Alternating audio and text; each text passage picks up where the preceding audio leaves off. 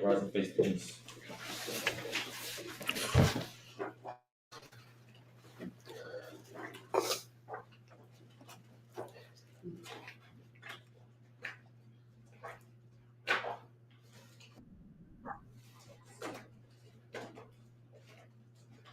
It's the last one. It's the Lord's Prayer in the last one. Kodash.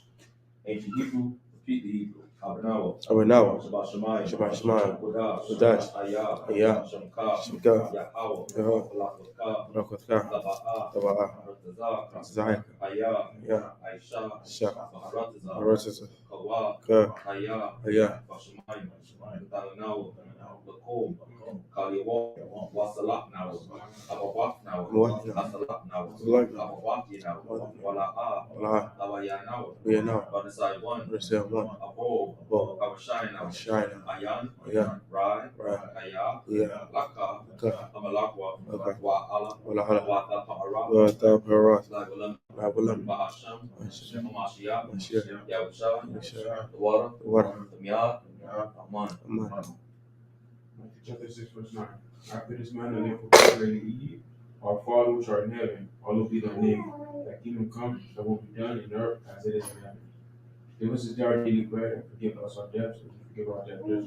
And lead us not into temptation, deliver us from evil. For thine is the kingdom, the power, and the glory forever. Amen. For if you forgive men their trespasses, your heavenly Father will also forgive you. But if you forgive not men their trespasses, neither will your Father forgive your trespasses. Money. Alright, Yahawah, we come to the humble heart, mind, and soul. Toward Yahawah, Lord, for your blessed Shabbat day. Toward Yahawah, Lord, for allowing us to congregate on today, O Yahawah, Lord, and to receive, Lord, the law, statutes, and commandments, Lord, that you have given unto our forefathers, O Yahawah, Lord. We ask, Lord, that you encamp your angels around us, Lord, that we may be safe, Lord, and that we may be able to dwell in unity, O Yahawah. We thank you, Lord, for calling us back into our heritage, Lord. We thank you, Lord, for all the good things that you have given unto us, O Yahawah. May you place within us, Lord, a willing and fleshly heart, O Yahawah, Lord, that we may obey you, Lord, instead of just sacrifice, O Yahawah. We just thank you, Lord, for all that you have done for us, O Yahawah, Lord, for our past, our present, and our future. By Shema Shek Yahushua, Lord, beyond our month. Shall we make a seat?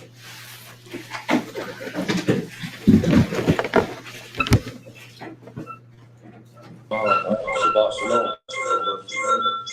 Shabbat Shalom. Salaki, get the audio right real quick.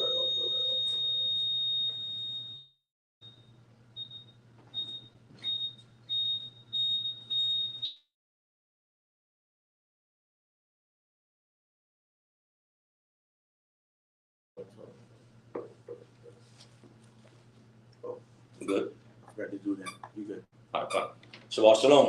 Shabbat Shalom. Peace, mercy, grace be unto the 12 tribes of Israel, chosen people of the Most High God, the people who the law was given to be a light unto the world, who are the salt of this earth.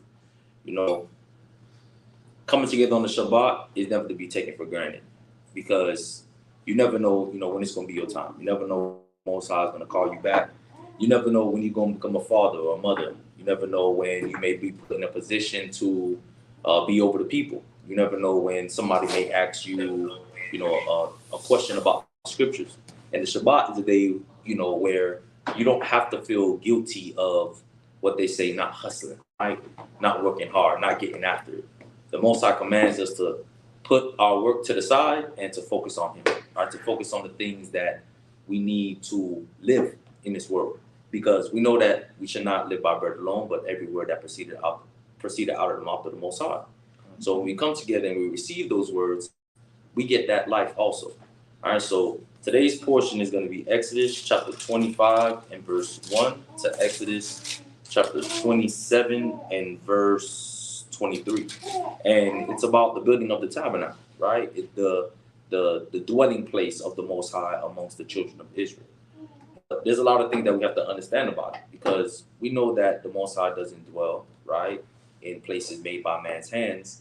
But when the Most High gives us instruction, right, on how to serve him, on how to sacrifice to him, on how to commune with him, we have to abide by those things.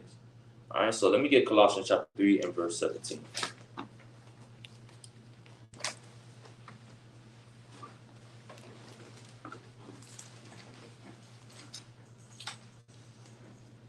Colossians chapter 3, verse 17. Read. And whatsoever you do in word or deed, do all in the name of my Yahawashi, giving thanks to the Most High and the Father by him. So everything we do in word or deed, we have to do in mind of how the Most High told us to be, right?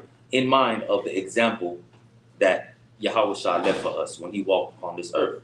Because the one thing about it is, yes, we are the chosen people of God, but what does that matter if we don't act like the chosen people of God? All right, so let me get Romans chapter 2 and verse 29. Let me get Romans chapter 2 and verse 29. Romans chapter 2, verse 29. Read. But he is a Jew, Read. which is one inwardly. Say it again. But he is a Jew, which is one inwardly. Salakia, start at verse 25. Speak up a little bit. Verse 25. Uh-huh. For circumcision verily profiteth. What it say? For circumcision verily profiteth. Uh-huh. If thou keep the law. It say, for circumcision verily profited if you keep the law. As we know that circumcision, right? The covenant of circumcision was established with our forefather Abraham, right? But it was a symbolism for his children, right? His seed, his chosen seed, right? Through the line of Isaac, then down unto Jacob and his descendants, to be circumcised, right? To be set apart, to not have the influences of the world surrounding him, right? But to cut that off and to live solely for the Most High. Read. But if thou be a breaker of the law. It said what? But if thou be a breaker of the law. But if you be a breaker of the law, read. Thy circumcision is made uncircumcision. It says thy circumcision is made uncircumcision. So we have something, right? That's a symbolism, right? We have, for the males, they're circumcised. But if you break the law, if you continue to sin, then what good is that circumcision, right? Because it's supposed to remind you of something. It's supposed to stand for something. But if you don't stand for what it's supposed to stand for, then it's of no good. You might as well have just been uncircumcised. Read. Therefore, if the uncircumcision keep the righteousness of the law, shall not his uncircumcision be counted for circumcision? Because that's the essence of true circumcision, right? When you circumcise your heart, when you circumcise your mind. Because we learned a lot of things in this world, right? And we got to cut it off. A lot of times, right, when people are toxic, we say, what, man, I got to cut you off, right? You're not good for me. I got to let you go. Because you realize keeping it close is only doing you harm. So you have to cut it off. You have to let it go. Because we all know how viruses work, right? Viruses need a host. As long as that virus has something to latch onto, then it's going to continue to grow, and then it could affect more of the body. We understand that we are one body. So I may be uncircumcised in the heart, but another brother is circumcised, right? He's better to that body than I am, because I could be hurting the body. So guess what happens? Sometimes you have to rebuke, right? Sometimes you have to admonish. Sometimes you have to correct, so that that brother can get right, circumcise his heart, and be beneficial to the body. Read. And shall not uncircumcision, which is by nature, right? If it fulfill the law, judge thee, who by the letter and circumcision doest transgress the law. Read that one more time. And shall not uncircumcision, which is by nature, right? If it fulfill the law, judge thee, right? Who by the letter and circumcision does transgress the law. So you have to understand, when we're born, right, we're naturally uncircumcised, right? Now, when you get circumcised, that's cool because you're keeping the law. But what about all the other things of the law, right? So you can't just say, well, I'm circumcised, and then that is going to show that you keep the law. No. Circumcision is part of the law, but there are other parts that you have to keep also. You can't just expect somebody, because they're circumcised, to say, well, he doesn't eat unclean foods, right? Or he doesn't commit fornication, or he doesn't commit adultery. Because naturally, somebody could be uncircumcised. A lot of our people who didn't know the law, a lot of our people in the islands, many of the males may be uncircumcised. But guess what? If they're keeping the law right now in their adult age, although they may still be uncircumcised, that counts for their circumcision. Because circumcision of the flesh is the symbolism for circumcision of the heart. Read. For he is not a Jew, which is one outwardly. Say it again. For he is not a Jew, which is one outwardly. Read.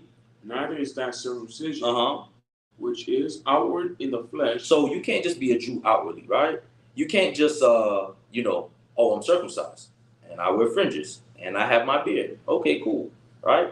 Anybody can do that, right? Any nation could be circumcised, have a beard, put fringes on their clothes. But what about the parts of the law that have to be in the heart, right? That determine the actions that you take and the words that you speak. Those are the important things that are going to signify that you are a child of God. Read. For he is a Jew, which is one inwardly. Right. And circumcision is that of the heart. Circumcision is what? Is that of the heart. Circumcision is that of the heart. Read. In the spirit and in the letter, whose praise is not of men, but of the Most High. Say it again. But of the Most High. But praise is not of men. Read. But of the Most High. But of the Most High. So that's the whole thing that we have to understand. So as we go into this portion, we're reading about the building of the tabernacle, right? All of these things that the Most High is telling us to put in the tabernacle, right? Things that have representation in the tabernacle, the colors, the measurements of it, the ark, the showbread, all of these things, they're good and all. But what if we don't use that tabernacle for its purpose? It's supposed to be a dwelling place amongst the children of Israel. But what if we defile the tabernacle? All right?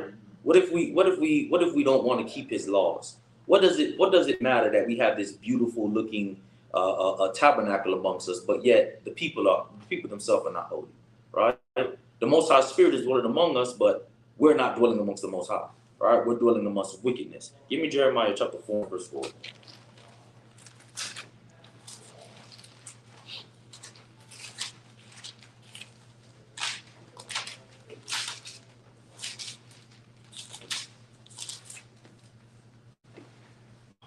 Jeremiah chapter 4, verse 4. Read. Circumcise yourself. What did it say? Circumcise yourself. Read.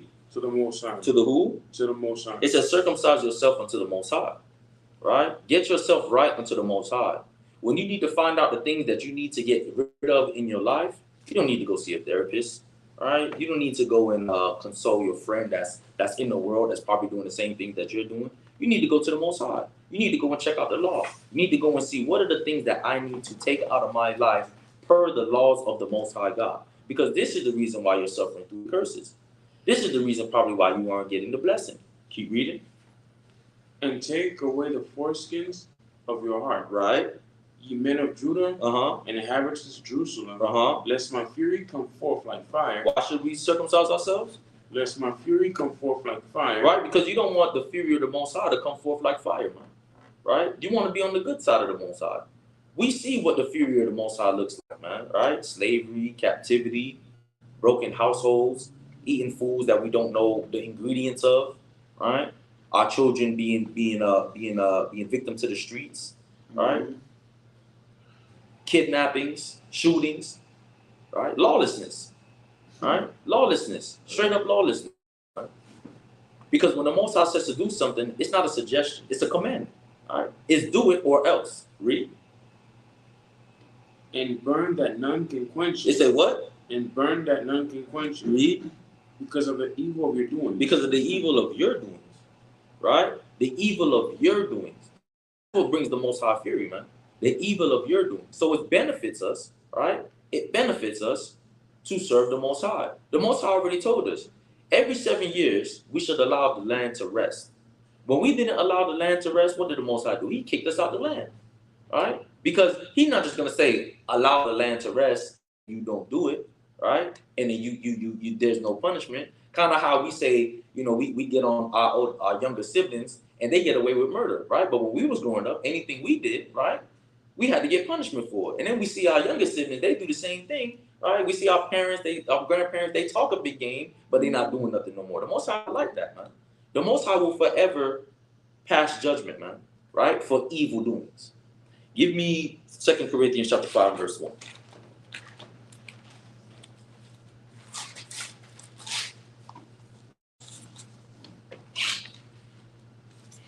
All right, we're going to read from verse 1 down all the way down to verse 11.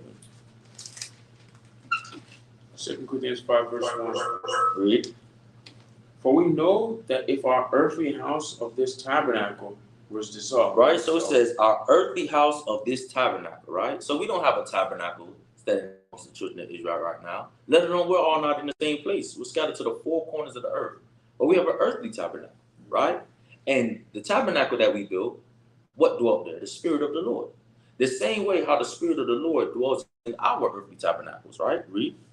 We have a building of the Most High, and house not made with hands, eternal in the heavens. What it say? Eternal in the heavens. Because when you die, your spirit, what? It goes back to the Most High, right? Your spirit goes back to the Most High. So even though our heavenly body, even though our earthly bodies will dissolve, right? Our spirit is still going to stay with the Most High. So even though it seems as if we don't have the even though we don't have the tabernacle, erected amongst us right now, right? Even though we're not in the land or our nativity, we still have the Spirit of the Most High dwelling within us, man. We still can go and check the scriptures to see what's the best way to live, what's the wrong way to live. We still can go to the scriptures to understand how to settle disputes amongst each other, right? How to serve the Most High, how to show the Most High love. Read.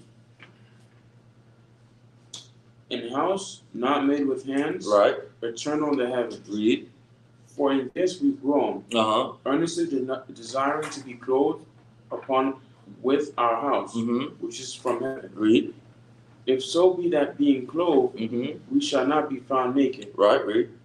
For we that are in this tabernacle do groan, being burdened. We do what? Being burdened. Right, because life is hard, right? We groan, we're being burdened, right? Read. Not for that we were unclothed, but clothed upon, that mortality might be swallowed up of life. That mortality might be swallowed up of life. Because in this body, what do? We beseech the Most High, man. When you have an ailment, when you're going through something serious, who's the first person you go to? Right? You call upon the Lord, right? Because you know that, guess what? There's things that can act upon your fleshly body, right? When the doctors tell you there's no cure, right? We're sorry, right? You only have 6 weeks to live. You beseech the Most High. Because you know that the Most High has the power to act upon this earthly tabernacle that we have. Right? Read. For we that are in this tabernacle do groan, being burdened, right? Not for that we would be unclothed, right? But clothed upon, that mortality might be swallowed up of life. Read. Now he that hath brought us for the self same thing is the Most High, right? Who also have given unto us the earnest of the Spirit. Read. Therefore, we are always confident. We are sometimes confident. Therefore, we are always confident. Read. Knowing that whilst we are at home in the body, we are absent from the Most High. Read. For we walk by faith, not by sight. Read that again. For we walk by faith, not by sight. For we walk by faith, not by sight. Right? We understand that, yes, when here on earth, we know that the Most High is in the heavens, but guess what? We know that the Most High is in control of everything, right? We know that the Most High is in control of who has power in the earth. We know that the Most High controls that if it rains upon the earth, right? If the plants grow, the vegetables grow, the fruits grow, right?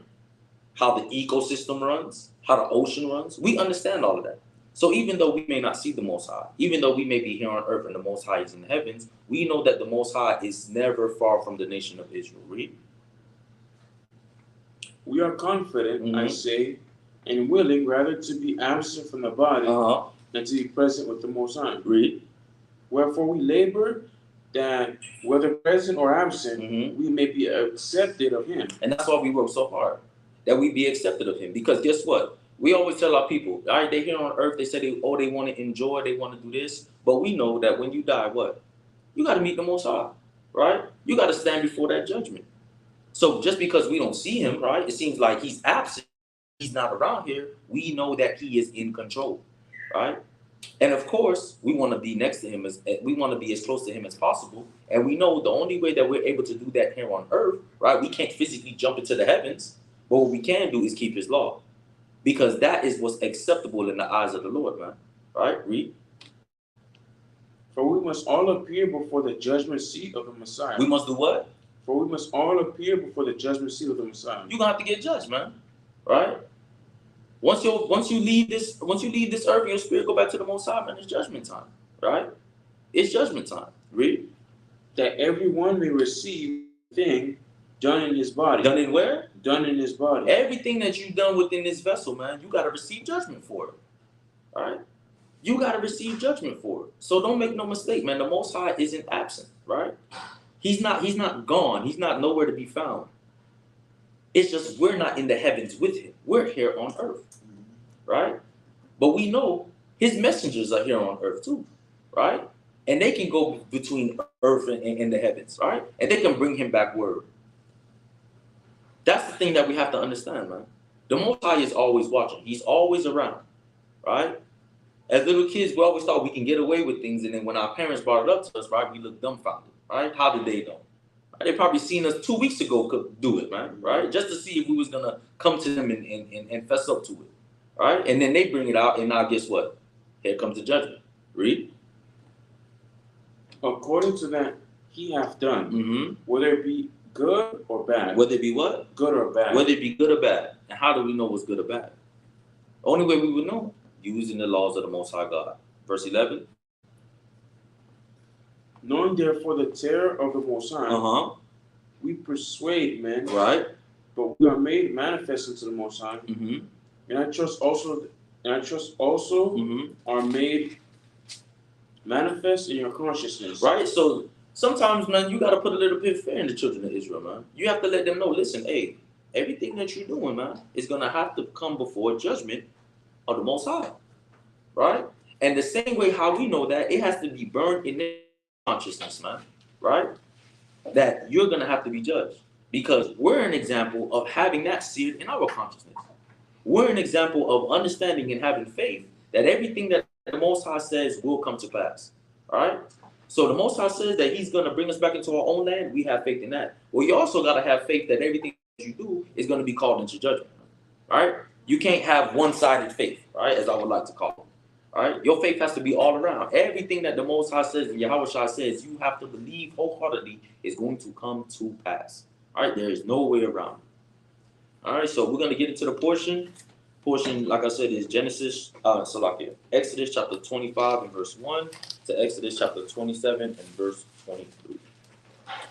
All right, and we're going to have some visuals on the, some animations played on the YouTube, because this is going over the building of the tabernacle. So we're going to read here once we finish reading the section of it which describes, that particular part of the tabernacle.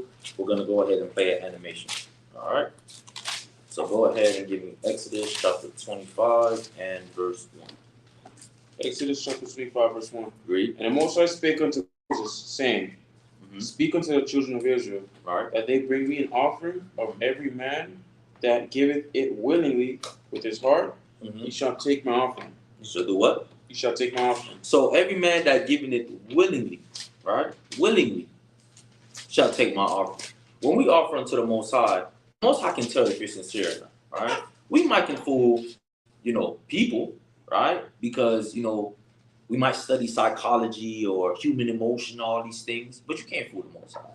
He knows when you're being sincere. He knows when you're just doing it because, you have to do it to get by. But the Most High loves when you do it out of sincerity. Because when the Most High calls us to do this work, don't feel as if, well, man, if I don't do it, the Most High is going to chastise me. You should be willing to do it. Because this work is doing what? Give me Isaiah chapter 49, verse 5. Give me Isaiah chapter 6 and verse 8. No, Salakia, chapter 1 and verse 8. Isaiah chapter 1 and verse 8, after you give me that verse. Isaiah chapter 49, verse 5. Right. And now saith the Most High that formed me from the womb, to be his servant. To be his what? To be his servant. Right, to be his servant. Read. To bring Jacob again to me. To do what? To bring Jacob again to me. To bring Jacob again to me. Right? That's how you serve. That's how we're serving the Most High, man. Right? we're working to first fix up ourselves so that we can go and bring Jacob back to the Most High. Because we know one thing, man. If you try to rebuke Jake, if you're trying to correct Jake, Jake gonna look at you. He gonna examine you. Everything come out of your mouth, right? It's gonna bounce off his eyes and it's gonna go right back to you. And if you're not following what you're saying, if he see a little chink in the armor, guess what, man? He gonna expose it, right? He gonna say, well, how you out here telling me to do X, Y, and Z, but you doing this, right?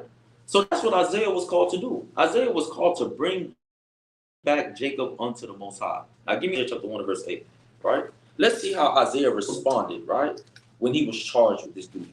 All right, let's see if he hesitated. Let's see if he said, you know, Most High, I really got to think about it, you know. Let's see how he responded to this call. Isaiah chapter 1 verse 8.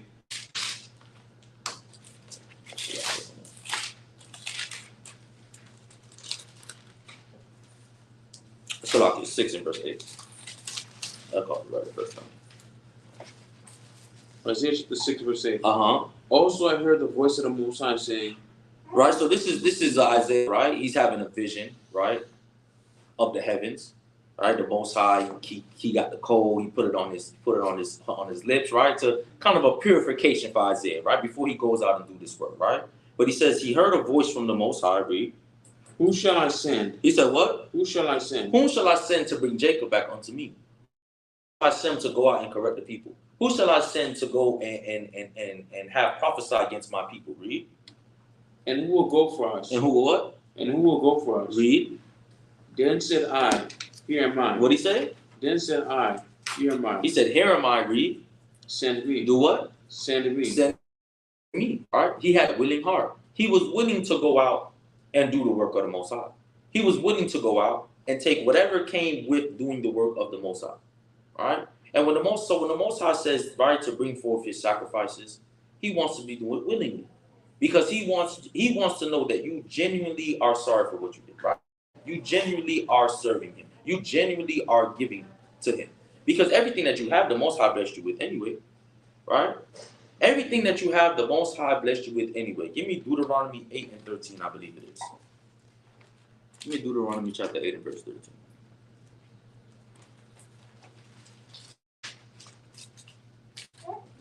Let me see if that's it. Yes. Deuteronomy 8 verse 13. Read. And when thy herds and thy flocks multiply, and thy silver and thy gold is multiplied, right? And all that thou hast is multiplied. So the Most High said, listen, man, when you live in abundance, right? When you live in lavish, right? When you full, right? When you have more money than you need, read. Then thine heart be lifted up, and thou forget the Most High thy power. What did it say? And thou forget the Most High thy power. Read. Which brought thee forth out of the land of Egypt, from the house of bondage. Right. Who led thee through that great and terrible wilderness, wherein were fury serpents and scorpions and drought, where there was no water. Right. Who brought thee forth water out of the rock of flint. Who fed thee in the wilderness with manna. Right. Which thy fathers knew not. That he might humble thee, and that he might prove thee to do thee good at thy latter end. Read. And thou say in thine heart, my power in the might of mine hand, right, have gotten me this wealth. Have what? Have gotten me this wealth. So you might start to think, right, after you done start living good, it's you that got you this wealth. But Most High said, I'm the one who multiplied you, right? So now when he's asking for these givings for the tabernacle. Where did we get these things? We're in the desert, right? These things that the Most High is about to ask about, they're not just lying around everywhere. Right. Probably the wood, maybe, right? But the stones and the jewels, they're not just lying around. How did we get them? When we spoiled the Egyptians. Well, how did we get them from the Egyptians in the first place? The Most High had to send those plagues. So everything that we have right now is because the Most High led us out of captivity and allowed us to take some things on the way out. So when he's asking for these things, nobody should be like, hey, I was about to make me a Rolex out of this, man. Right? I was about to stitch them in the denim, right? I was about to make me some shoes, man, right? Now I got to give it to the Most High to build the tabernacle. Dang, right? I already have my business plan set up for when we got in the land. No, the Most High said I wanted to be willing because I gave you this anyway. So now when it's time to give back, right? it should be willing. That's the same thing. You let somebody borrow some money, right? They come to you, right, with the sob story. They come to you with all the terms of endearment. But when it's time for you to get paid back, you're bothering them, right? And it's confusing to you because you're like, you wasn't acting like this. You was trying to borrow from me. But now it's your time to get back, and now it's an issue, right? So if it's our spirit, right, when somebody acts like that, imagine how the Most High feel when it's time for us to give to him. Give me 2 Corinthians chapter 9 and verse 6, then we'll get back to the portion. All right? Because that's what it's all about. The Most High wants willingness, man. And sometimes it's hard because a lot of times we never had nothing. So when we do get something, we kind of don't want to just give it right back away. All right? It's kind of hard to know, well, if I make 100 bands this year, I got to give 10 of that to the congregation. That's tough. I never had 100 bands. I never gave away $10,000. Or not give away, but I never, tithed $10,000 to the congregation before. That's a lot in my eyes, right? I'm used to just being able to give $10, man. But now, guess what? The Most High increased you. He's the reason you're making that 100 grand anyway. So giving that 10%, you should be willing to give it to him because listen, you might go up to 200 grand. You might go up to 300 grand. So now you're giving 20 and 30 away willingly because hey, listen, if the Most High going to continue to bless me more, I ain't got no problem giving that, right? But even if I was to go back down, even if he was to bring me back down to 50, I still would be giving that 5, right? If he was bringing me that to 40, I'll still be giving that 4. Because at the end of the day, I know whatever it is that I'm getting, it's from the Lord anyway. Read that. 2 Corinthians chapter 9 verse 7. Every man according to as he proposeth in his heart, so let him give. So let him do what? So let him give. So let him give. Matter of fact, start at verse 6. Verse 6. But this I say, right? He which soweth sparingly shall reap also sparingly. Right. And he which soweth bountifully shall reap also bountifully. Read. Every man according as he proposeth in his heart, right? So let him give. So let him what? So let him give. So let him give. Read. Not grudgingly. Not what? Not grudgingly. Read. Or of necessity. For the Most High loveth a cheerful giver. He love what? A cheerful giver. The Most High loveth the cheerful giver, man. Right? According to what you can give. So it's not to say, well, give more, right? And put yourself in a hole, but give what you can, because the Most High loved that cheerful giver. Give me Mark 12:41. Give me Mark 12:41. Right? Let's get a perfect example, right, of this cheerful giver, right, of this willing heart to give offerings unto the Most High.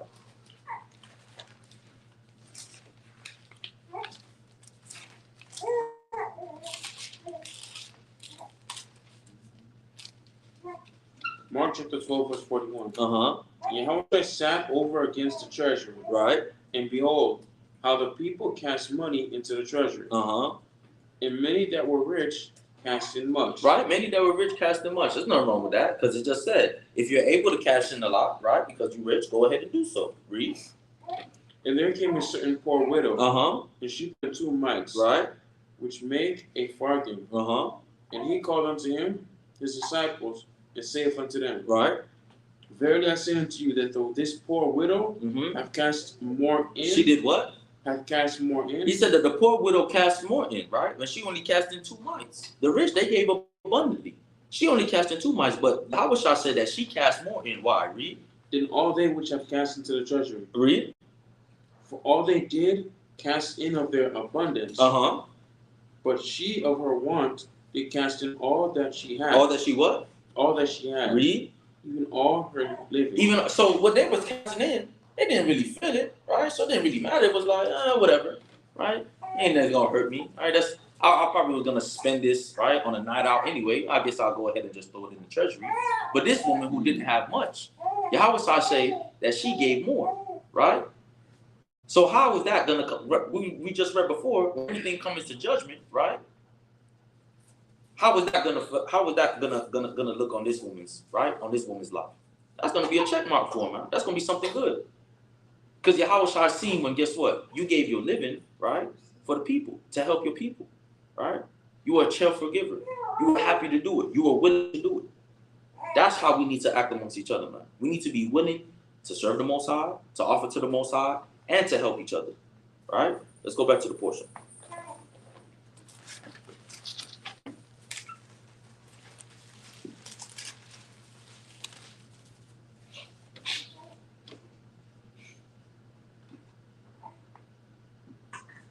Verse 3. Uh-huh.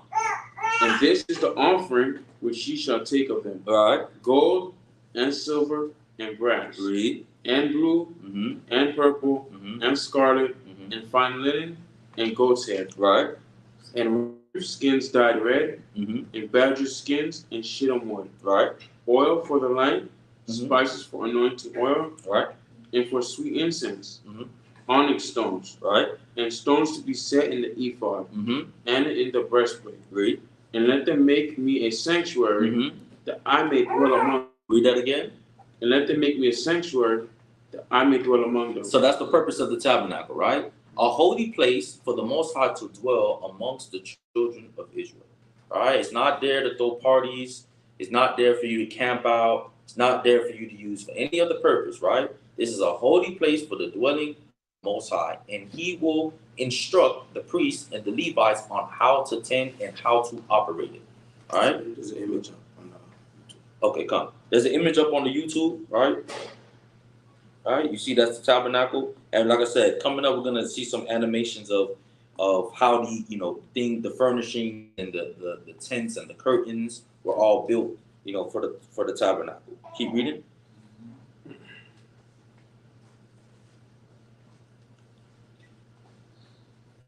Verse 9. Verse 9. According to all that I showed thee, after the pattern of the tabernacle, right, and the pattern of all the instruments thereof, even so shall ye make it. Right, so there's going to be specific dimensions, colors, carvings that the Most High is going to give Moses on how to build this tabernacle, right? This isn't for the children of Israel just to come together among themselves and, well, I think we should make it this color, I think we should make it this color, I think we should make it this high, this wide, this long. No. Right, the Most High is going to give specific instructions on how to build this tabernacle, right? So give me verse 10. Verse 10. And they shall make an ark of shittim wood. They should make a what? Ark of shittim wood. Right, they should make an ark of shittim wood, right? An ark is a box, right? All right, it's box shaped. Read. 2 cubits and a half shall be the length thereof. Shall be what? The length thereof. Read. And a cubit and a half the breadth thereof. And a cubit and a half the height thereof. Right. And thou shalt overlay it with pure gold. Within and without shalt thou overlay it. Right. And thou shalt make it a crown of gold round about. And thou shalt cast 4 rings of gold for it, and put them in the 4 corners thereof. And 2 rings shall be on the one side of it, right, and 2 rings on the other side of it. And thou shalt make staves of shittim wood, and overlay them with gold. Right.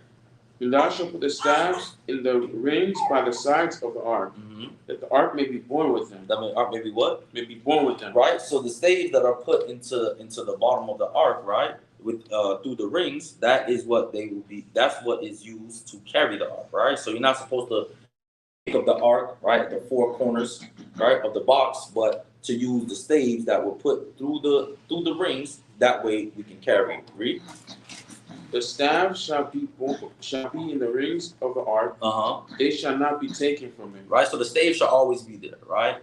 It's always there. So anytime you're picking it up, moving it, that's the way you deal with it. Right. So it's not like we move it somewhere and then we take the staves out. Once we put them in the first time, they're always there. All right. Read. And thou shalt put into the ark the testimony which I shall give thee. What is it? The testimony which I shall give thee. So now there's things, right? There's contents that need to go inside, right? This ark of the covenant. All right. So we see that the testimony, which would be the tablets of stone, right, which would have the laws of the Most High written on them. But there's other things that are going to go into this ark also. Let's see what they are. Give me Salaki. Give me Hebrews chapter 9 and verse 4. Give me Hebrews 9 and 4. All right, 3 things that were in the ark of the covenant. All right, let's see what they are.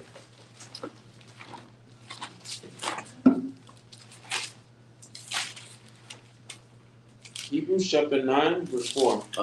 Which had the golden censer and the ark of the covenant overlaid round about with gold, wherein was the golden pot that had manna. Right, so we had the golden pot that had the manna, right? Read. And Aaron's rod. Read. Budded, and the tables of the covenant. Right, so the tables of the covenant, right? Aaron's rod and the manna were the contents that were contained inside the ark of the covenant. Let's go back. Come. Right? So you see those three things there, right? Keep reading.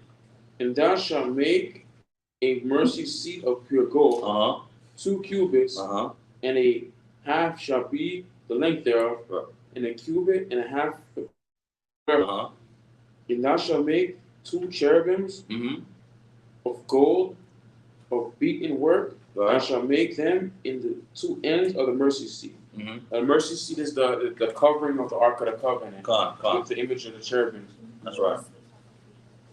Read. And make cherub on the one end and the other cherub on the other end. Right. Even of the mercy seat shall you make the cherubims on the 2 ends thereof. And the cherubims shall stretch forth their wings on high, covering the mercy seat. Right. So you see how the cherubims, they're facing each other, their wings are stretched forth, and it's like it's covering the mercy seat. Right. Read. With their wings. And their faces shall look one to another. Right. For the mercy seat shall the faces of the cherubims be. Right. And thou shalt put the mercy seat above upon the ark. And in the ark thou shalt put the testimony that I will give thee. Right. Read. And there I will meet with thee. And I will commune with thee from above the mercy seat. Right. From between the 2 cherubim which are upon the ark of the testimony. Right. Of all things which I will give thee in commandment unto the children of Israel. Unto the children of Israel. Okay, go ahead and play that video for Ark of the Covenant. All right, so we're going to see an animation. It's going to kind of narrate through what we just read, but it's just to give a visual to show how, you know, this Ark of the Covenant was actually built. And they shall make an ark of acacia wood. 2.5 cubits shall be its length, 1.5 cubits its width, and 1.5 cubits its height. And you shall overlay it with pure gold. Inside and out you shall overlay it, and shall make on it a moulding of gold all around. You shall cast 4 rings of gold for it, and put them in its 4 corners.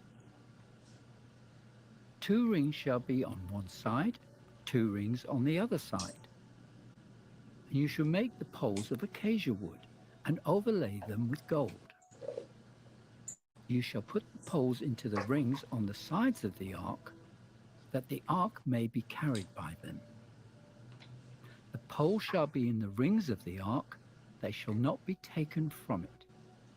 And you shall put into the ark the testimony which I will give you. You shall make a mercy seat of pure gold. 2.5 cubits shall be its length, and 1.5 cubits its width. And you shall make 2 cherubim of gold. All right, you see the contents inside. You shall make them at the Table 2 of ends. stone, golden censer, Aaron's Make rod. 1 cherub at one end, and the other cherub at the other end.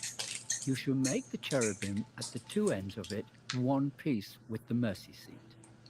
And the cherubim shall stretch out their wings above, covering the mercy seat with their wings, and they shall face one another.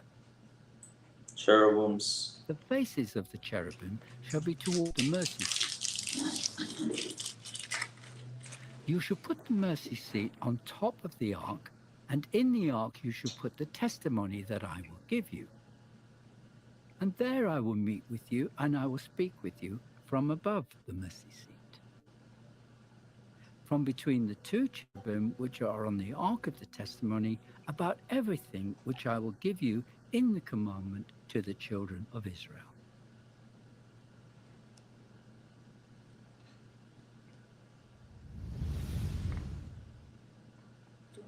All right, so that was how the Ark of the Covenant looked. All right, so you know we give me Exodus chapter 20 and verse 4.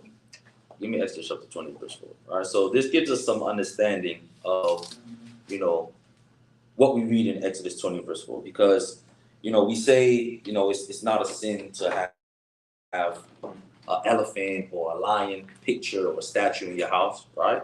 Because just now the Most High told us to make carvings of cherubims, right, on top of the mercy seat.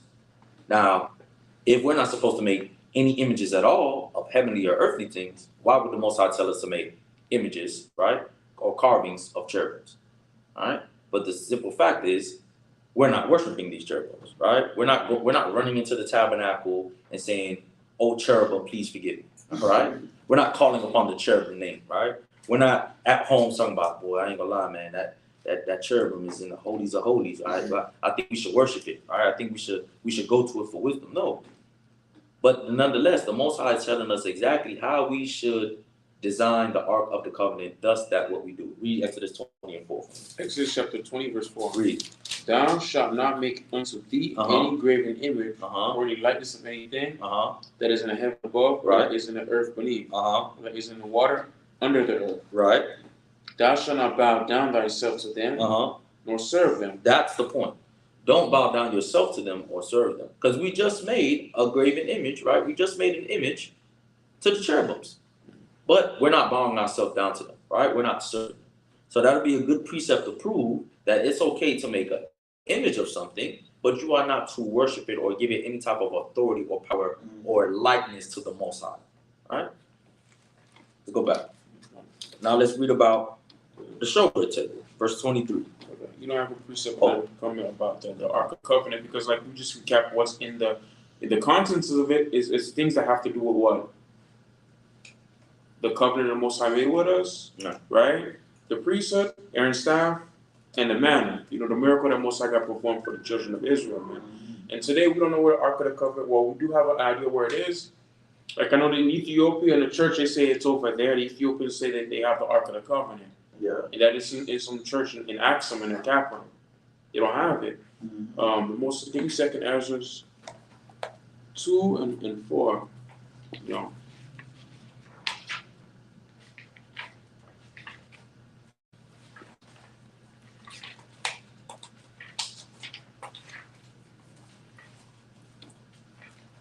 This is the book of Second Esdras, chapter 2 and verse 4. Oh, so like Maccabees, Second Maccabees. Second Maccabees 2 and 4.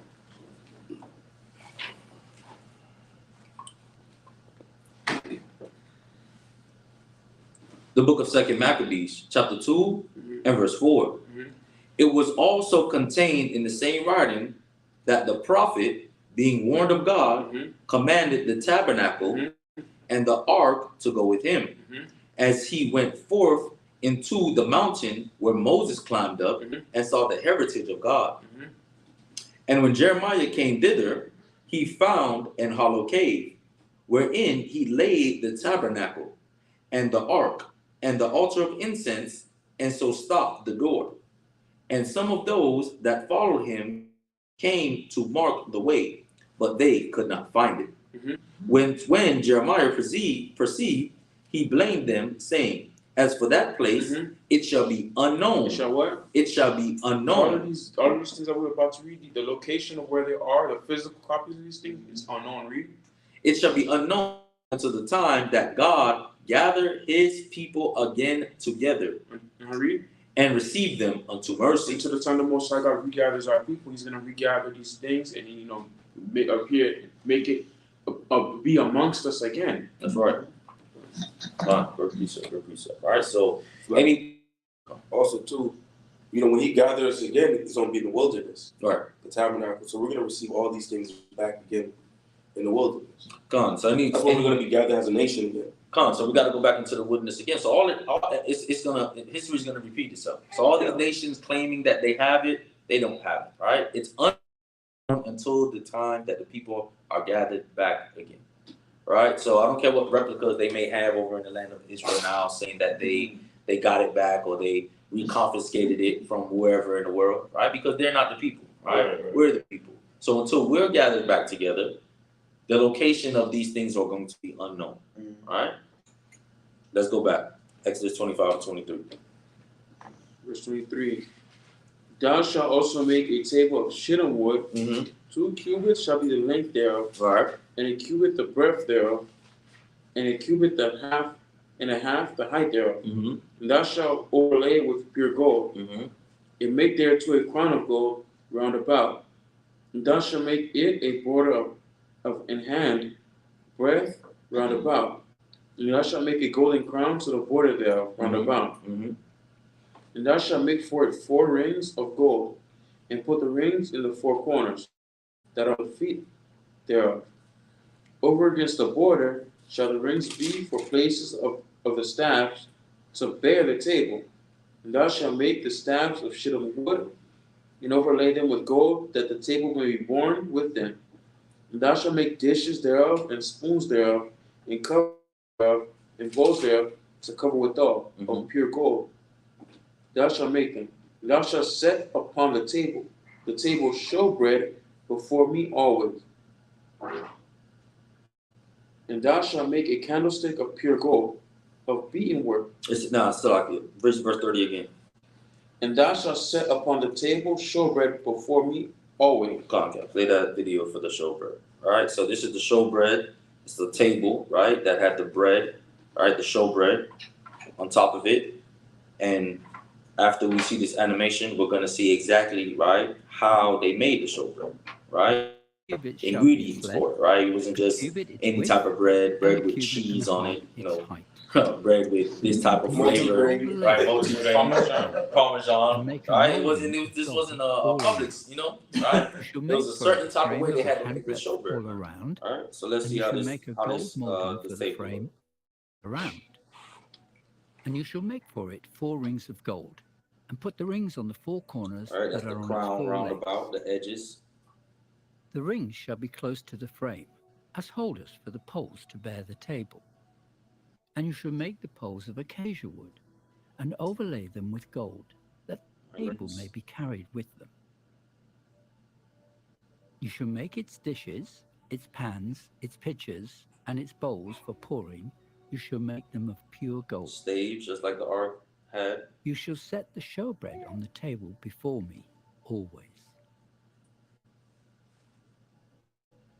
All right, the dishes, everything, gold. I can't wait to eat that. Right? And then you had the showbread. Are you? Right? Then you had the showbread. All right, give me Leviticus chapter 24 and verse 5. All right, Leviticus 24 and verse 5. So that's how the table of the showbread, right? Look. All right, dimensions overlaid with gold, everything like that. All right, so now let's read, all right, what was in the bread. Leviticus chapter 24, verse 5. Uh-huh. And thou shalt take fine flour, right, and bake 12 cakes thereof. 2 deals shall be in 1 cake. Right, so it's measurements, right? Measurements for the bread on how to bake it, how to deal with it, what's going in it. Read. And thou shalt set them in 2 rows. Right, in 2 rows. Read.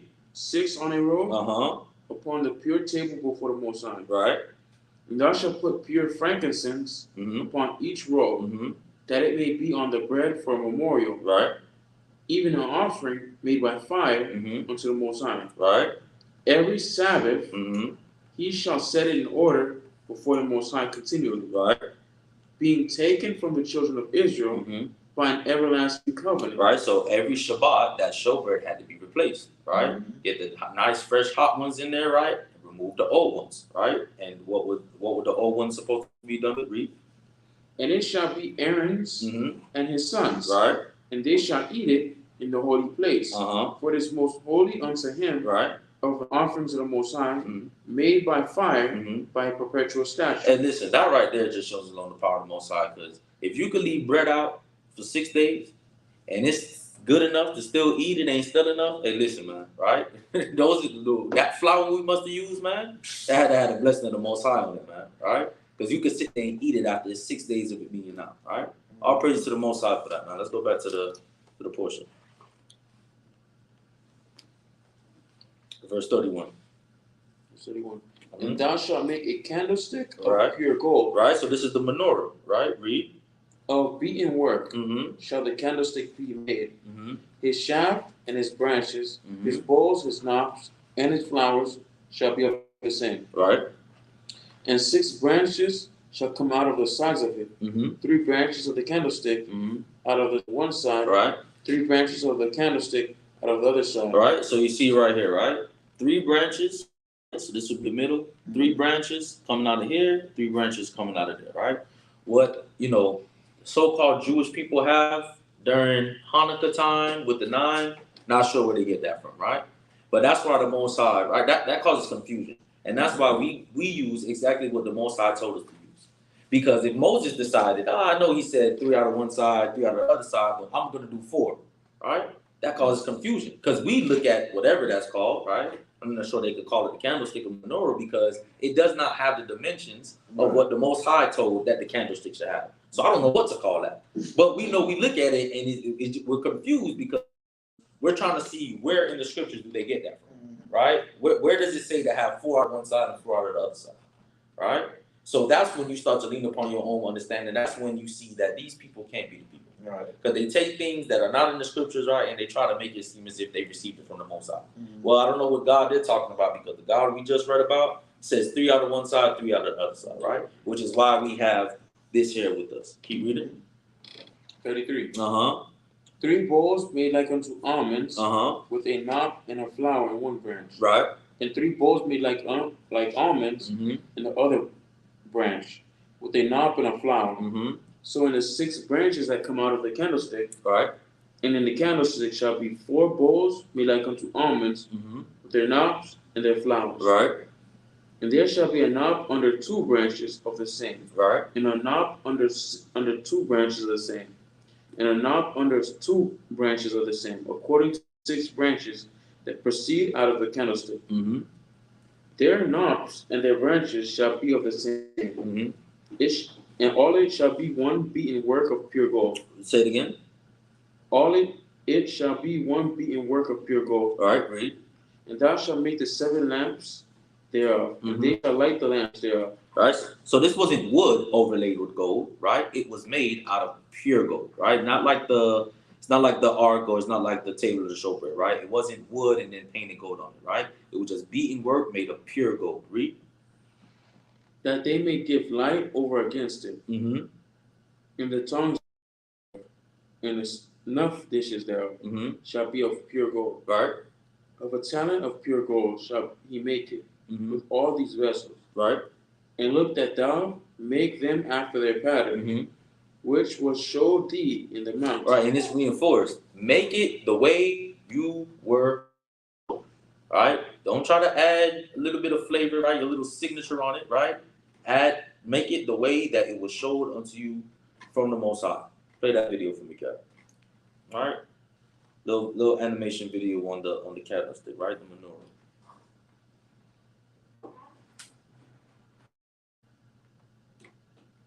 You shall also make a lampstand of pure gold. The lampstand shall be of hammered work.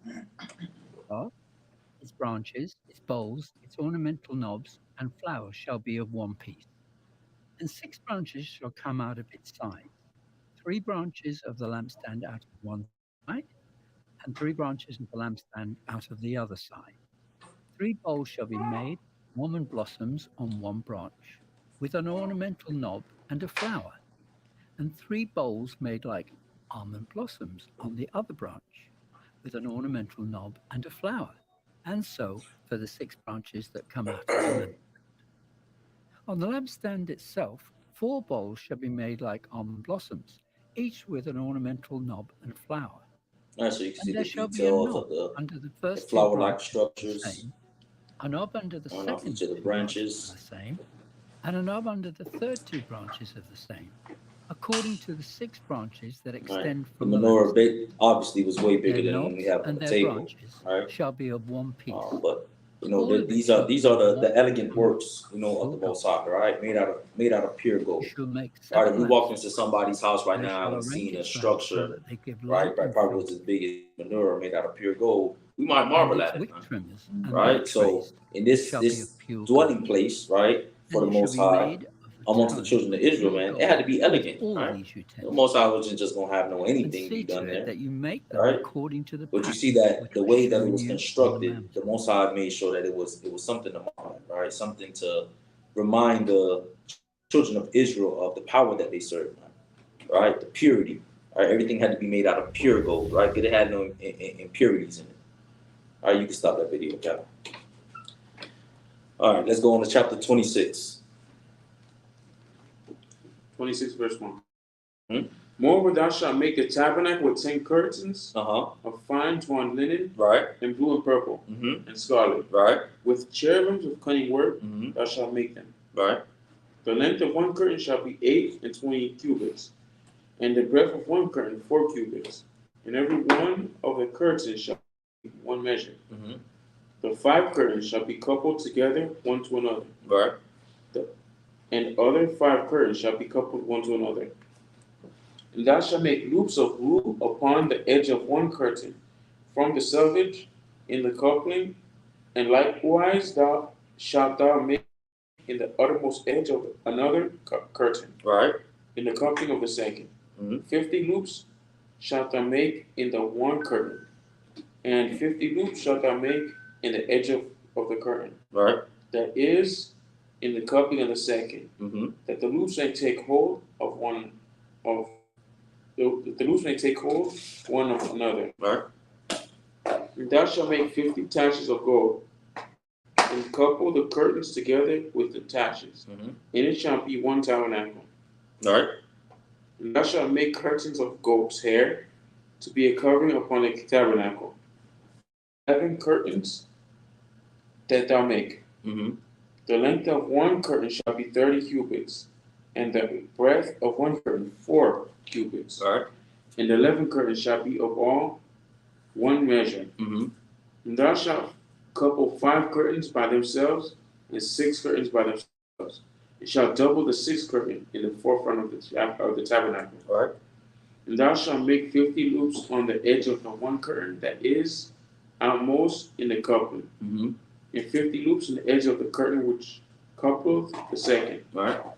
And thou shalt make 50 taches of brass, and put the taches into the loops, Mm-hmm. and couple the tents together, that it may be one. And the remnant that remaineth of the curtains of the tent, the half curtain that remaineth, shall hang over the back side of the tabernacle, Right. and a cubit on the one side, and a cubit on the other side of that, which remaineth in the length of the curtains of the tent. Mm-hmm. It shall hang over the sides of the tabernacle on this side and on that side to cover it. Right. And thou shalt make a covering for the tent of ram skins Mm-hmm. dyed red, and a covering above of badger skins. Skins. Right. So, Cap, go ahead and play that video. So we're gonna see how all of this came into play, right? The curtains, the coverings of the tabernacle. So, right, there was no light shining through the tabernacle, right? So that light was coming from the candlestick, right? That had to be burning continually. That was the only light, right, that was given off in the tabernacle. All right. So we're gonna see how these curtains and these coverings, were implemented. With artistic designs of cherubim, you shall weave them.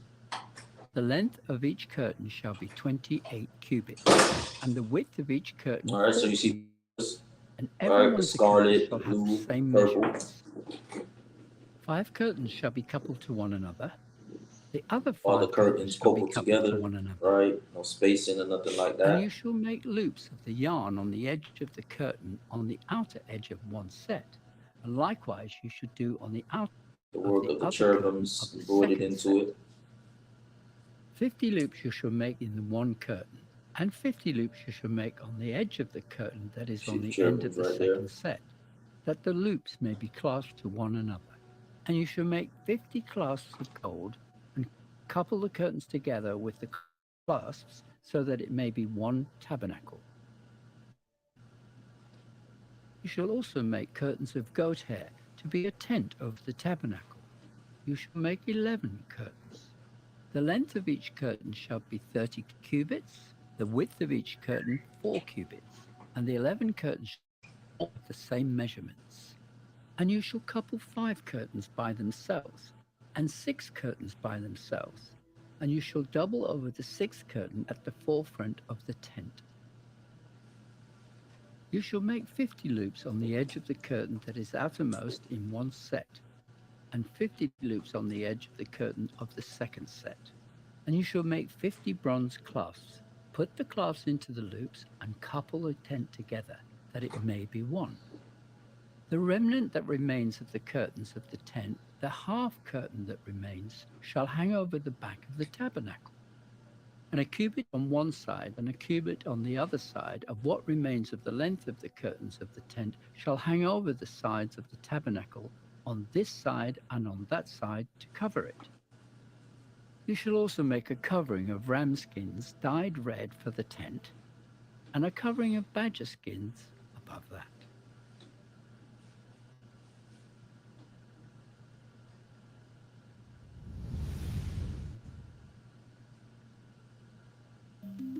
My name is Christine. I live in Jersey City, New Jersey, and I went from working in healthcare to being a software engineer. That's the application of the curtains and the coverings of the tabernacle. Now we're going to go on to the sockets and the bars and kind of the framework. All right. Let's read verse 15. And thou shalt make boards for the tabernacle of shittim wood standing up. 10 cubits shall be the length of a board, and a cubit and a half shall be the breadth of one board. All right. 2 tenons shall there be in one board, set in order one against another. Thus shalt thou make for all the boards of the tabernacle. Thou shalt make the boards for the tabernacle, 20 boards on the south side. Thou shalt make 40 sockets of silver. Under the 20 boards, 2 sockets under one board for his 2 tenons, and 2 sockets under another board for his 2 tenons. All right. And for the second side of the tabernacle on the north side, there shall be 20 boards. And there shall be 40 sockets of silver, 2 sockets under one board, and 2 sockets under another board. And for the sides of the tabernacles westward, thou shalt make 6 boards, and 2 boards shalt thou make for the corners of the tabernacle, in the 2 sides. And they shall be coupled together beneath, and it shall make coupled together above the head of it unto one ring. Thus shall it be for them both. They shall be for the 2 corners. And they shall be 8 boards, and their sockets of silver, 16 sockets, 2 sockets under one board, and 2 sockets under another board. And thou shalt make the bars of shittim wood, 5 for the boards of the one side of the tabernacle, and 5 bars for the boards of the other side of the tabernacle, and 5 bars for the boards of the side of the tabernacle, for the 2 sides westward. And the middle bar in the midst of the boards shall reach from end to end. And thou shalt overlay the boards with gold, and make their rings of gold for places for the bars. And thou shalt overlay the bars with gold. And thou shalt rear up the tabernacle according to the fashion thereof, which was showed thee in the mount. All right. Keep going.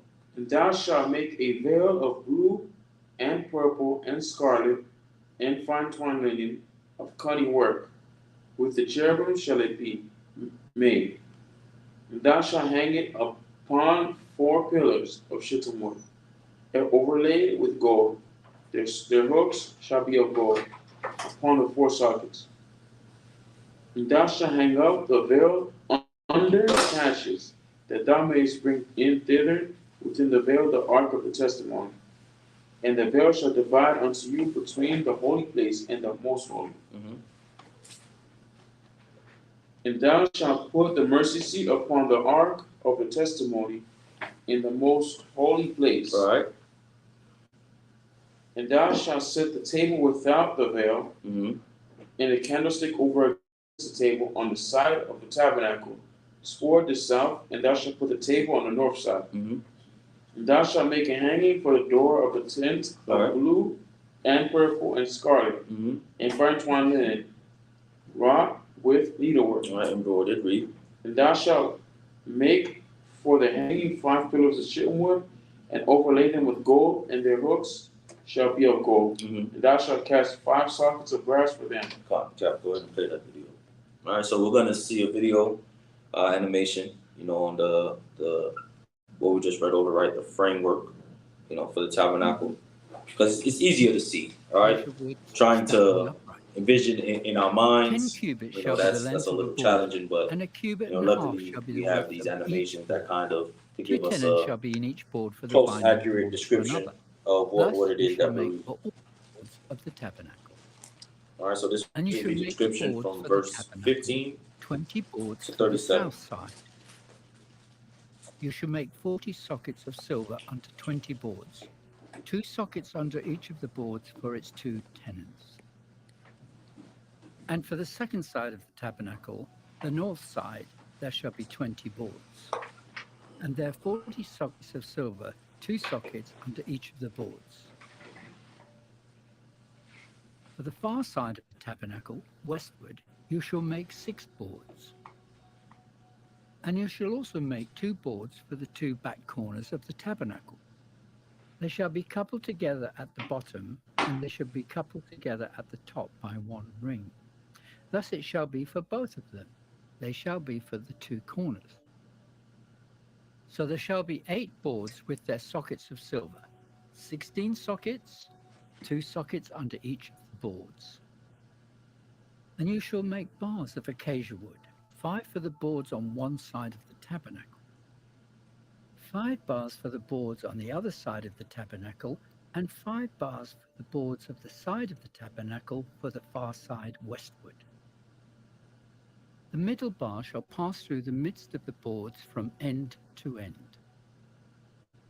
You shall overlay the boards with gold, make their rings of gold as holders for the bars, and overlay the bars with gold. And you shall raise up the tabernacle according to its pattern, which you were shown on the mountain. You shall make a veil woven of blue, purple, and scarlet thread, and fine woven linen. It shall be woven with an artistic design of cherubim. You shall hang it upon the 4 pillars of acacia wood overlaid with gold, and their hooks shall All right, be so that's what you gold would have seen on from 4 sockets of being on silver. the inside of the tabernacle. And you shall All hang right, the that would have veil been that's from the the veil clasps. Then you shall bring the separating the ark of holies the from testimony holies. in there behind the veil, and the veil shall be divided for you between the holy place and the most holy. You shall put the All right, mercy the Holy seat of upon Holies, the you got ark the of Ark the of the Covenant. testimony in the most holy.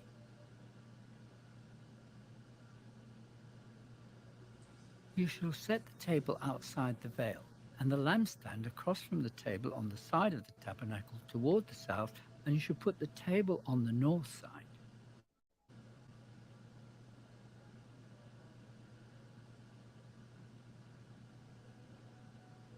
You shall make a screen for the door of the All right, so tabernacle, walking into the woven tabernacle, of you got the blue, showbread to the purple, right, and scarlet the thread, candlestick and fine to the woven left, linen, made by a weaver. the altar, incense right in the And you shall middle. make for the screen 5 pillars of acacia wood, and overlay them with gold. Their hooks shall be gold, and you shall cast 5 sockets of bronze for them.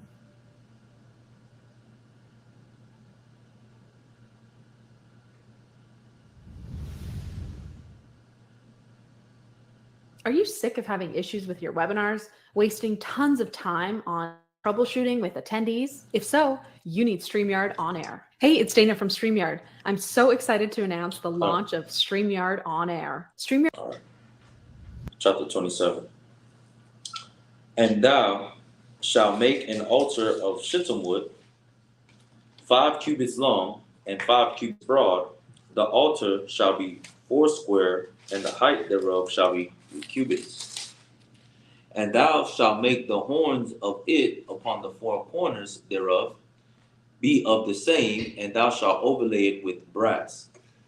And thou shalt make his pans to receive his ashes, and his shovels, and his basins, and his flesh hooks, and his fire pans.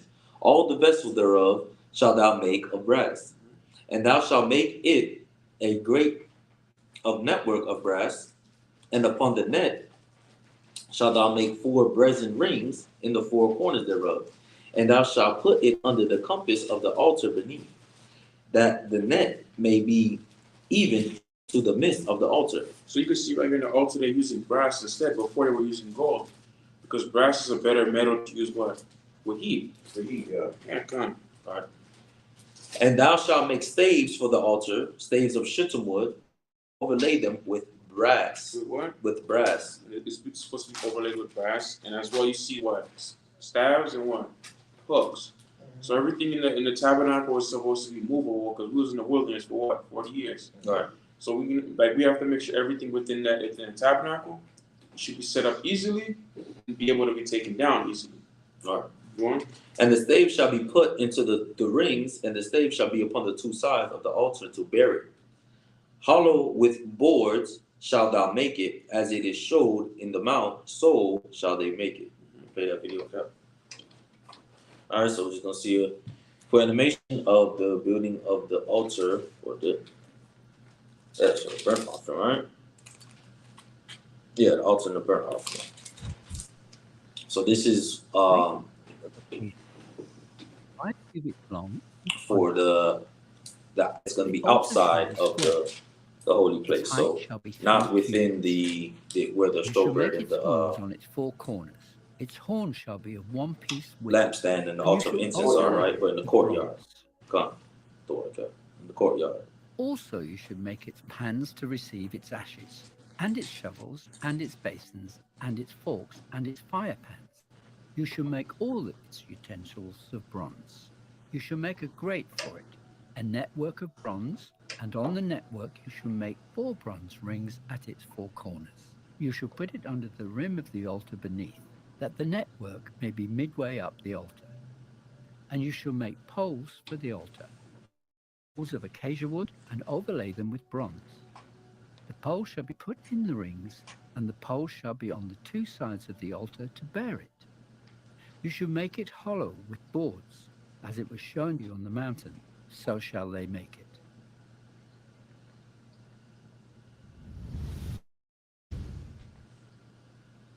It's crazy to think, but our hoodies are rapidly becoming a staple in Huh. Mexican American pop culture.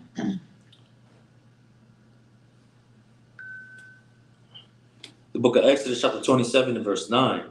And thou shalt make the court of the tabernacle for the south side southward. There shall be hangings for the court of 5 fine twined linen of 100 cubits long for one side. And the 20 pillars thereof and their 20 sockets shall be of brass.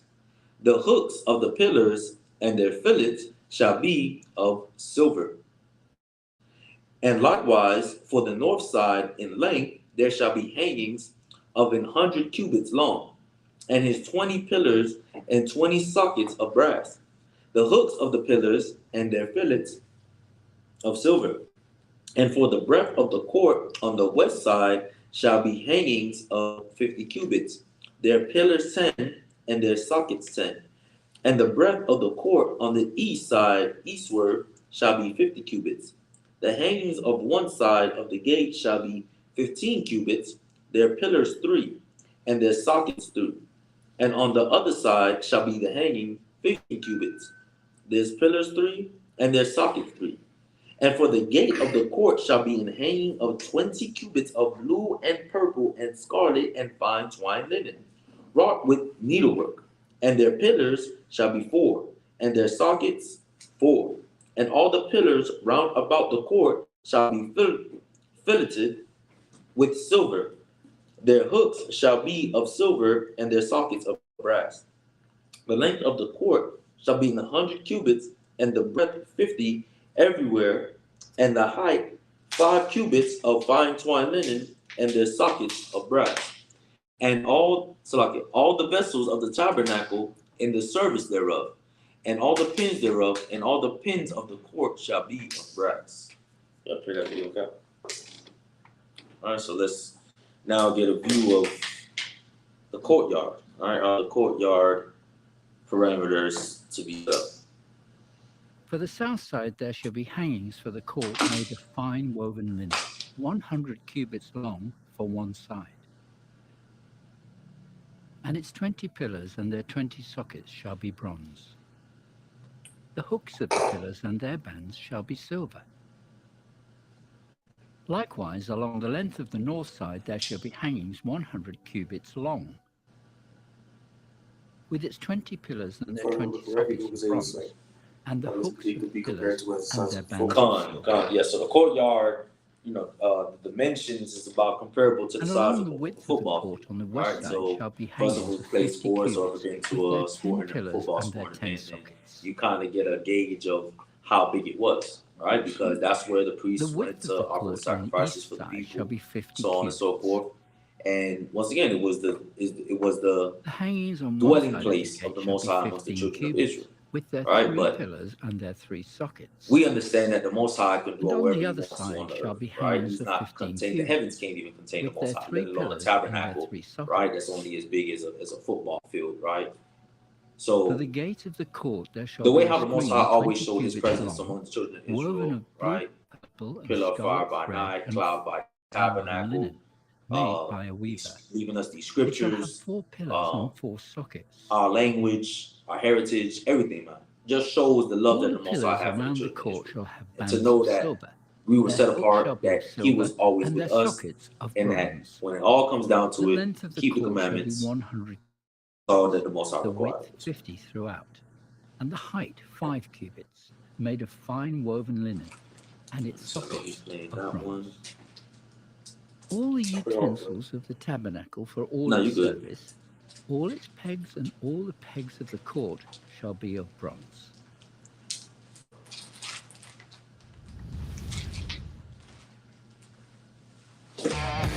Join hundreds of high achievers at the Aspire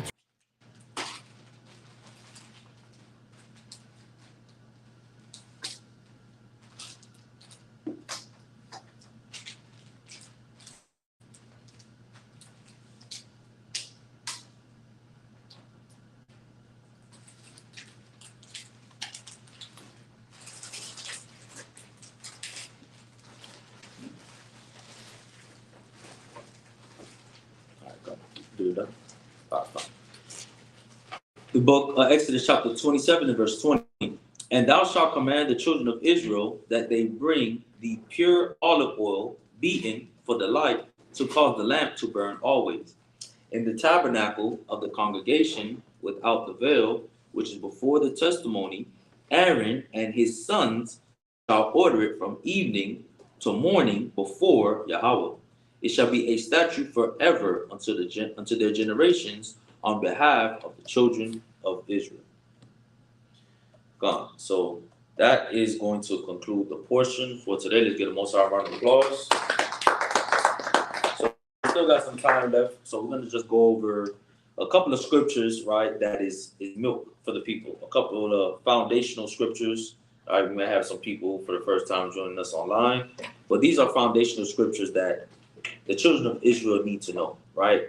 That, because there's a lot of information out there. There's a lot of videos that you can watch on YouTube, right? There's different, camps and different schools that you could be a part of, right? But, when people ask us, well, why aren't y'all all together, right? Why do y'all, teach different things, right? There's foundations, right, in this truth, right? And it's to keep the commandments of the Most High God, right? And the faith in His Son, Hamashiach Yahawashi, right? If that is what you are being taught, that is the truth of the scriptures, right? That is the truth of being an Israelite. Give me Revelation chapter 22, verse 14. Revelation chapter 22, verse 14.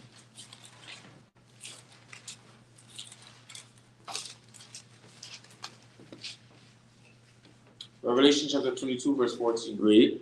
Blessed are they that do His commandments, that they may have right to the tree of life, and may enter in through the gates into the city. Right? Because when Yahawashi was asked, right, by the young man, what shall I do to have eternal life? He told the man, right? He said, what? Keep the commandments.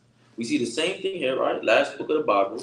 If you want to enter through those gates, right, those gates that have the names of the children of Israel on it, right? You want to walk through that gate of your tribe, guess what? You got to keep the commandments, right? You have to keep the commandments, right? So now, if we know that Yahawah, we have to sit, right, before Yahawashi, right, in judgment, what is Yahawashi going to judge us off?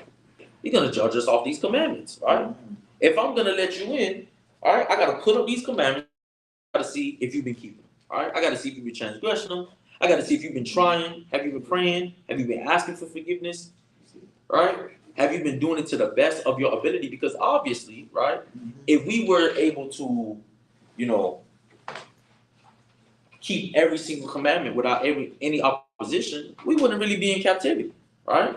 Being in captivity is being amongst what? Being amongst your adversary, right? And your adversary is just one who opposes you, right? So if you were able to do everything, brothers try to get off on the Shabbat, you can't, right? Your job give you an ultimatum: either come into work on Saturdays or get fired.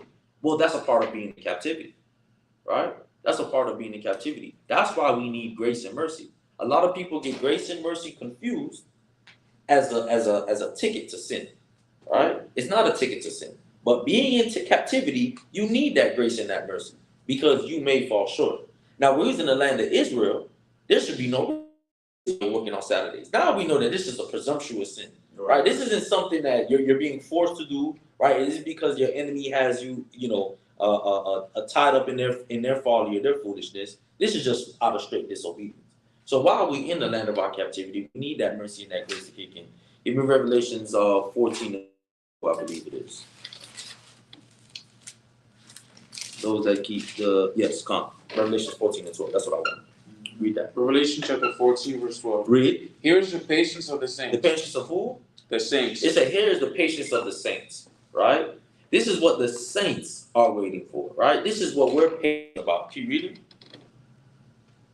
Here are they that keep the commandments of God and the faith of Yahawah. And the faith of Yahawah, right? Give me saints. Give me Psalms 15, verse 5. Give me Psalms 15, 5. Psalms 148, verse 14, right? So we have to know who the saints are, right? Because that's our patience. In order to be able to suffer, right, being in captivity, right, to suffer not having probably the quality of life, right, or certain things that we may want in life right now, in this time today, is that we're able to keep the commandments, knowing that what? That will give us right to the tree of life, allow us to enter through those gates, and keeping that faith in that everything that Yahawah says, right, is going to come to pass. Because the Most High told him to say these things, right? He was the one, right, to proclaim liberty to the captives, right? He was the one to come and spread the good news to the children of Israel, man, right? That redemption and salvation is here. Read that. Psalms chapter 50, verse 5. Read. Gather my saints together unto me. Gather my saints together unto me. Right, gather my saints together unto me. Read. Those that have made a covenant with me by sacrifice. By what? By sacrifice. Right, we are the people who made a covenant with the Most High by sacrifice, man. Right, when we get into Leviticus, all those sacrifices, man, right, will be laid out, right? As the right, you got the free will offering, right? You got the sin offering, right? You got the meal offering, right? All of these sacrifices, man, we make unto the Most High. The Most High established that covenant with us. That is written in our law. Read that, Psalm 148, verse 14. He also exalteth the horn of his people. The praise of all his saints. The praise of who? All his saints. The praise upon his saints. Read. Even of the children of Israel. A people near unto him. Right? So the children of Israel are his saints, man. Right? So our patience is what? That we keep the commandments, right? And the faith in Hamashiach Yahawah. Right? That's our basis. That's what we go about. Right? Give me Deuteronomy chapter 7 and verse 6 real quick. Right? Because, we use this term in the world, right? I love you unconditionally, right? Or I will love you unconditionally. But we all know there are certain things that somebody can do that will make us go from loving them to hating them, right? Now, let's see if that stands in the same way for the Most High, right? Let's see if that stands in the same way for the Most High, right? Let's see if there's anything that we had to do to be loved by the Most High, and if there's anything that we had to do to either be blessed or cursed by the Most High, right? And that's a great understanding that we have to have. So give me Deuteronomy chapter 7 and verse 6. For thou art a holy people unto the Lord thy God. Right. The Lord thy God hath chosen thee. Had done what? Hath chosen thee. The Most High God had chosen thee, read. To be a special people unto himself. Unto himself, right? Above all people that are upon the face of the earth. The Most High did not set his love upon you, nor choose you, right? Because you were more in number than any people, right? For you were the fewest of all people. Right. But because the Most High loved you, Mm-hmm. and because he would keep the oath which he had sworn unto your fathers, Right. hath the Most High brought you out with a mighty hand, and redeemed you out of the house of bondmen, right, from the hand of Pharaoh, king of Egypt. So we didn't do anything to receive the Most High's love. We didn't do anything to be the elect or the chosen of the Most High God. But this is an oath which he swore to keep unto our forefather Abraham. Right? Now, when we sin against the Most High, we do show the Most High hate. Right? But when we show love unto the Most High, we can look forward to something. Keep reading.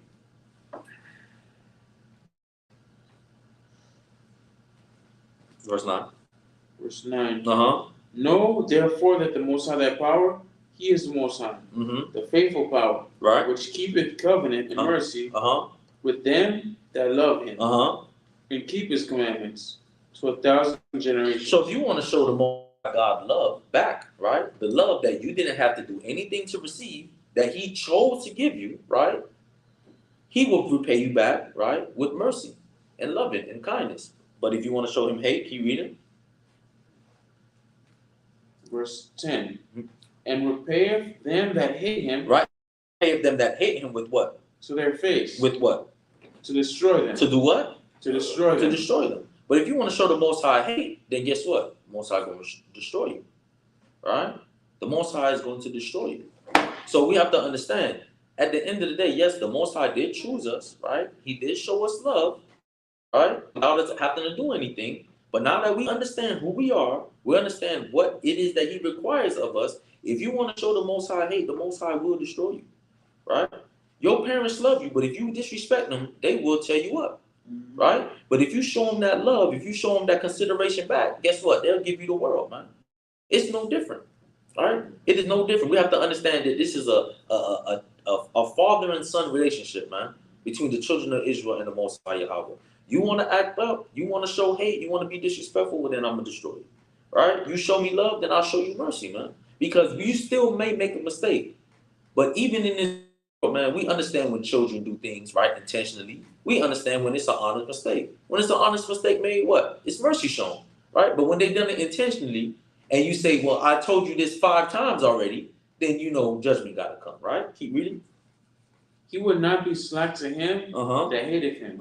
He will pay to his face. Right, so it won't be slack, right? You're not just going to get away with it. You're not just going to slide up under, right? Yes, the Most High does wink at ignorance, but don't take it for granted, right?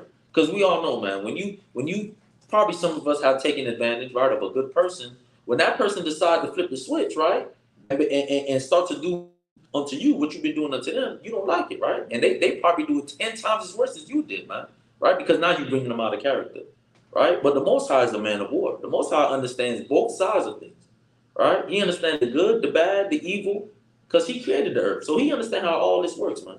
So when you want to do evil to him, right, you want to show him hate, guess what? He's going to repay it right back to you. Give me Deuteronomy chapter 10 and verse 12, all right? So let's see this love, right? Let's see it is how we can make sure that we're on the right side of things, right? How we're on the merciful side of things, of the Most High.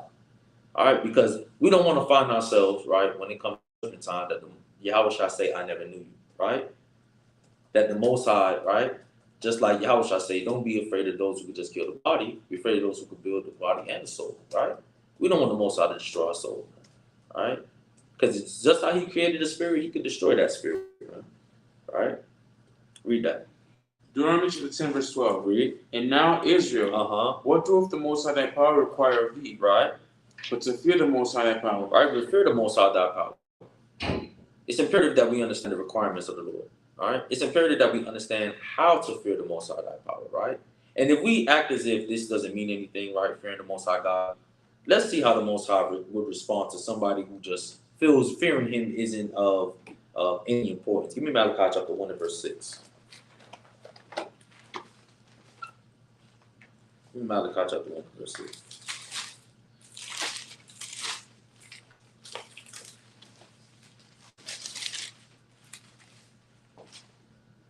Malachi chapter 1, verse 6. Read. A son honoreth his father. It say what? A son honoreth his father. It says a son honoreth his father, right? That's just given, right? That's something that you should see throughout earth, that a son honor his father. And a servant his master. Right? And a servant his master. Read. If then I be a father. Right? If then I be a father. Read. Where is mine honor? That's what the Most High asking. You say I'm your heavenly Father. You say the Lord's Prayer. You sing praise. You jump up and down, right? You catch what's called the Holy Ghost, right?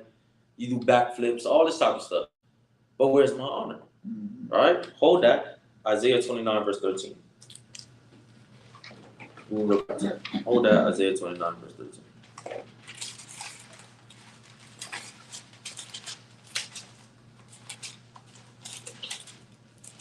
Isaiah chapter 29, verse 13. Read.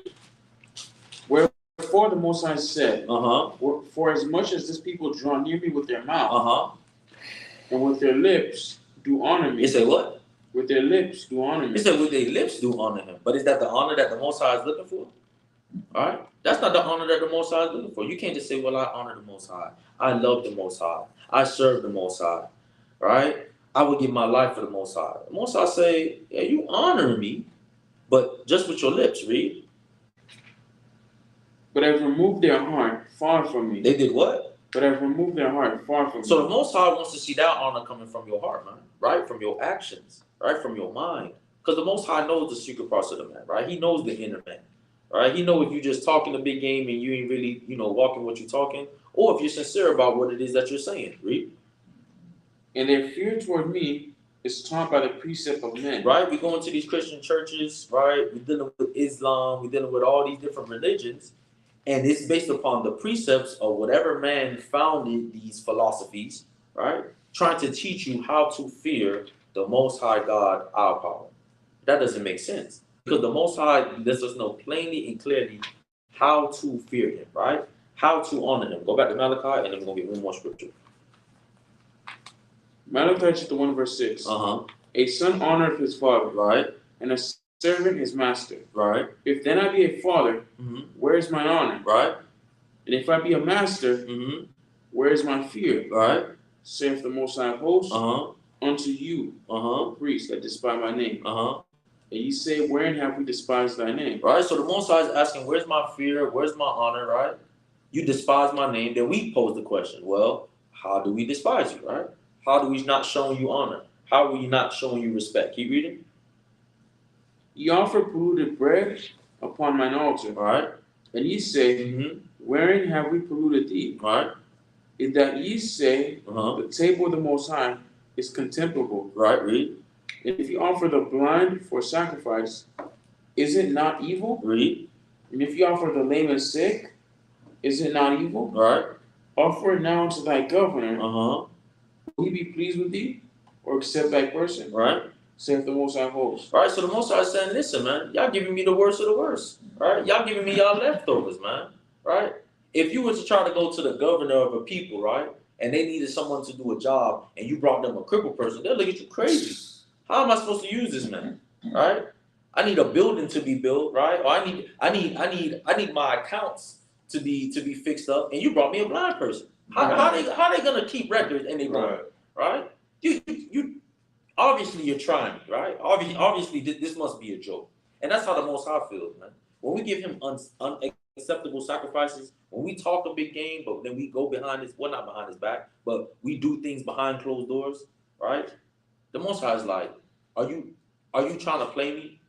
Did you think that I would not see what you was doing? Even though you just said everything you just said in your prayer, did you not think I was going to see your actions? All right? So we have to show the Most High respect, man. We got to show the Most High honor. Last scripture, give me Sirach chapter 2, verse 15. All right? Because it all boils down to this that we're about to read. Sirach chapter 2, verse 15.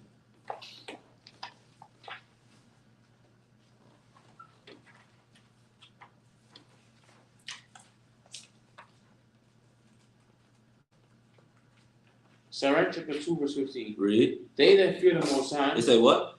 They that fear the Most High. They that fear the Most High, read. Will not disobey his word. Will not disobey his word. All right? If you believe that these scriptures is the word of the Most High, whenever you read these scriptures, whatever it says to do, do. Whatever it says don't do, don't do. Here. And they that love him will keep his ways. That's the end of it. Right? Fear the Most High, don't disobey his word, and they that love him will keep his ways. All right? You encompass all of that. That is the foundation of what it is to be an Israelite.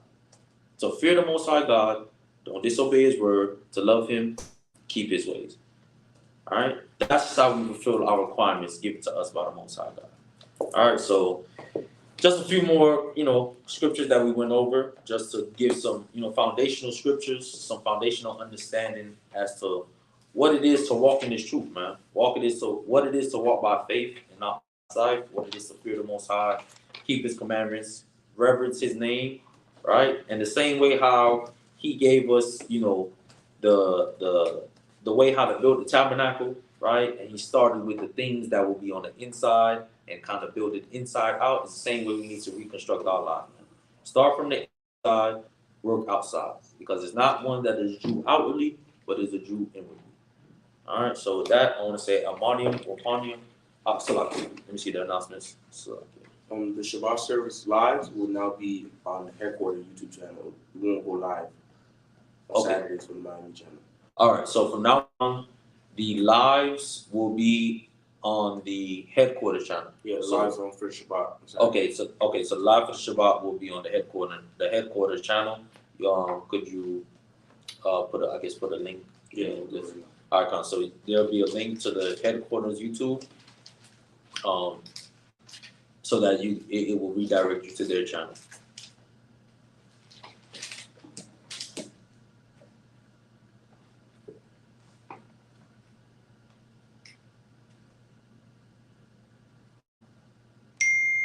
Let me see if there's anything else.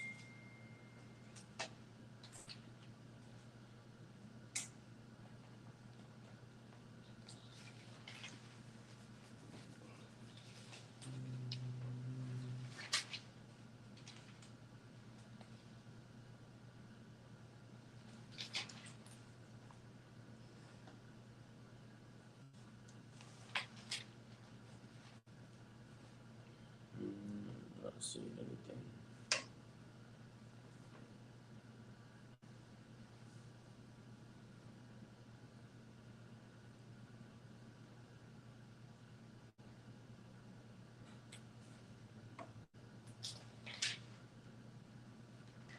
Yeah, I'm not seeing anything. All right, family. So no new announcements. Just let me recap for the holy days that are coming up. As a matter of fact, let's give the Most High a round of applause for one of the moon that we just had. Praise to the Most High for that. March 3rd is Nicanor. March 4th and March 5th is Purim. And of course, we have Passover coming up on April 2nd. All right, so just note those dates for those holy days that are coming in. With that, we say, Mani Wapani Hakadam, rise and face the east.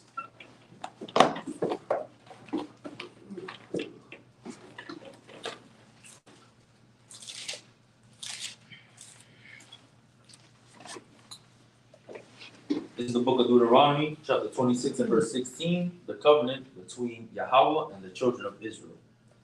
This day, Yahawah thy God, hath commanded thee, to do these statutes,